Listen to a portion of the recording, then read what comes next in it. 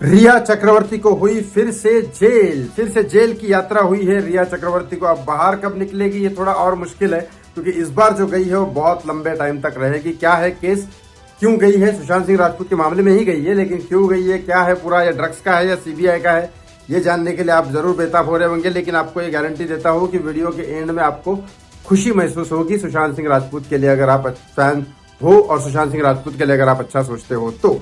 लेकिन आगे बढ़ने से पहले प्लीज हाथ जोड़ के एक ही रिक्वेस्ट करता हूँ, इस चैनल को सब्सक्राइब कर लीजिए, इस वीडियो को लाइक और शेयर करना बिल्कुल ना भूले। मुझे पता है आप बेल आइकॉन भी साथ में दबा दोगे। लेकिन एक बात बता देता हूँ आपको, रिया चक्रवर्ती जो सुशांत सिंह राजपूत की लास्ट गर्लफ्रेंड थी, बहुत सारे व्हाट्सएप चैट आए हैं महेश भट्ट के साथ आए हैं, जिसमें सीधा सीधा साबित होता था कि उसको ड्रग्स जबरदस्ती दी जा रही थी। और बहुत सारे सबूत ऐसे आए कि मोबाइल लोकेशंस वगैरह, ये सारे बहुत सारे ऐसे सबूत आए जिसमें साबित होता है कि सुशांत सिंह राजपूत का 302 का केस है और इसमें बहुत ज्यादा हद तक रिया चक्रवर्ती शामिल है। ये सोर्स के हिसाब से भी कहता है और बहुत सारी चीजें हमारे सामने भी है, हम देख भी रहे हैं। लेकिन आप बात करता हूँ रिया चक्रवर्ती वापस जेल में कैसे गई। लेकिन आपको उससे पहले भी और एक चीज बता देता हूँ कि आपको एक ज्ञान के लिए भी बता देता हूँ और सुशांत के केस में भी क्या हुआ है ये बता देता हूँ। कोई भी केस अगर आप डायरेक्ट एफआईआर करते हो फिर कोर्ट जाते हो तो वो केस का मीडिया ट्रायल नहीं होता है, वो मीडिया ट्रायल नहीं हो सकता है क्योंकि कोर्ट में केस गया हुआ है। लेकिन अगर पहले मीडिया में आ गई न्यूज, पहले मीडिया में खबर आ गई, फिर लोगों के पास पहुंच गई और फिर एफआईआर हुई और फिर कोर्ट में गई, तो इसमें बहुत सारे फायदे होते हैं। फायदा नंबर एक, दो फायदे मेन है। फायदा नंबर एक कि उसके बाद मीडिया ट्रायल को रोकना, कोर्ट नहीं बोल सकती मीडिया ट्रायल को रोकना, वो अलग बात है। सुशांत के केस में रोका गया है क्योंकि वो बहुत ही ज्यादा कुछ पॉलिटिशियन है, पॉलिटिक्स है उसमें। लेकिन दूसरी चीज ये होती है कि जब मीडिया ट्रायल में चीज आ गई तो ये पब्लिक डोमेन में हो गई है, तो कोई भी इंसान केस कर सकता है एक्यूज के ऊपर जिसके ऊपर एफआईआर हुई है।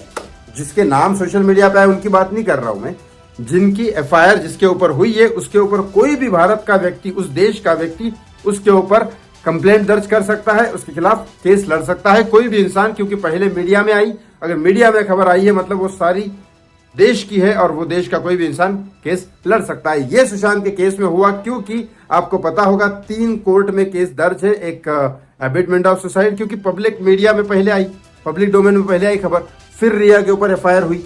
तो नॉर्मली 3 लॉयर ने अलग अलग ये किया है। एक तो सुशांत सिंह राजपूत के फैमिली लॉयर ने रिया चक्रवर्ती के ऊपर अबेटमेंट ऑफ सुसाइड किया, एक वहां के त्यागी पटना के हैं उन्होंने अबेटमेंट ऑफ सुसाइड किया है। सलमान खान, एकता कपूर, दिनेश विजयन, भूषण कुमार, आदित्य चोपड़ा और भी है, संजय लीला बंसाली, और भी 2-4 नाम है।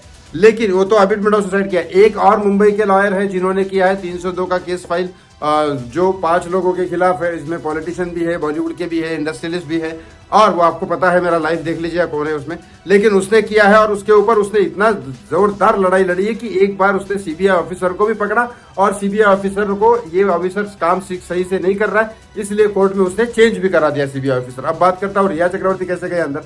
तो एक और लॉयर निकल के सामने आ गए कि उन्होंने कहा कि रिया चक्रवर्ती को आपने एनसीबी के इसमें कैसे क्लीन चिट दे दी, आपने कैसे साबित, ऐसे रिया के बोलने पे कैसे बोल दिया कि रिया सिर्फ सुशांत के बोलने पे ड्रग्स मंगाती थी और उसको ये ड्रग्स मंगाना किसी के लिए गुनाह नहीं है। ये कैसे साबित, ये कैसे बोल दिया आपने और किस बिना पे बोल दिया। वापस से पीआईएल दाखिल करके वो केस लड़ रहा है और इसमें सीधा साबित हुआ है कि भाई ऐसी कोई व्हाट्सएप चैट नहीं थी, ऐसी कोई चीज नहीं थी जिससे साबित होता है कि सुशांत खुद अपने लिए मंगाता था। हाँ, ये अलग बात है कि रिया उसको जबरदस्ती दे रही होगी या क्या हो रहा होगा, लेकिन ये साबित हो जाता है कि सुशांत खुद से नहीं मंगाता था। अब पहला जो कोर्ट का डिसीजन था, तो क्या एनसीबी ऑफिसर बिक गए थे या फिर कोर्ट के जज या कोर्ट के लॉयर बिक गए थे, क्या हुआ था पता नहीं। लेकिन रिया चक्रवर्ती तो फ्री में छूट गई थी, चार्जशीट फाइल होने के बाद भी छूट गई थी।